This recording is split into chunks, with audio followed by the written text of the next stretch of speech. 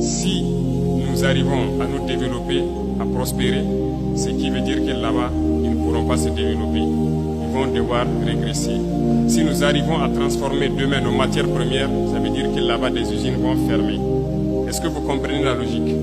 Donc c'est normal qu'ils se battent pour mélanger notre société, pour nous maintenir dans cette guerre constante et qu'on ne puisse jamais réfléchir un jour se développer. Et là, ils continueront à se développer eux et nous serons toujours là à exporter vers eux nos matières premières et notre jeunesse en train de souffrir dans la misère, chercher à traverser l'océan pour aller mendier là-bas. Donc, ils sont dans leur logique de protéger leurs intérêts. De la mauvaise façon, certes, mais nous, notre devoir, c'est de nous battre pour nous affranchir et nous sortir de cette situation. Voilà pourquoi donc, je profiterai donc de ce mois béni où chrétiens et musulmans se retrouvent donc en mois de carême. Souhaiter un bon mois de carême à tous et que Dieu exauce les prières des uns et des autres. Aussi que chacun puisse à son niveau vraiment profiter de ce mois pour changer de paradigme vis-à-vis de ses voisins, de tous ceux qui nous entourent.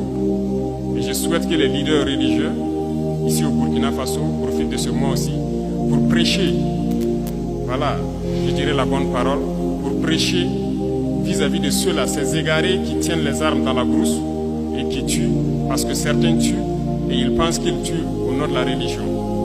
Il faut que les leaders religieux puissent donc ensemble faire beaucoup de déclarations, beaucoup de prêches pour les faire comprendre que ce n'est pas la religion.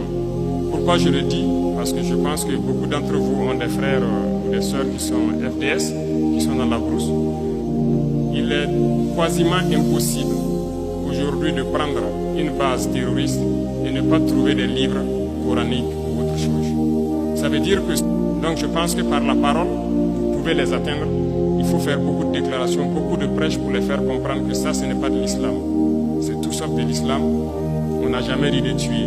Et nous irons plus loin même. Nous allons demander bientôt donc aux leaders de l'islam, donc du monde entier aussi, de nous joindre dans ce combat-là.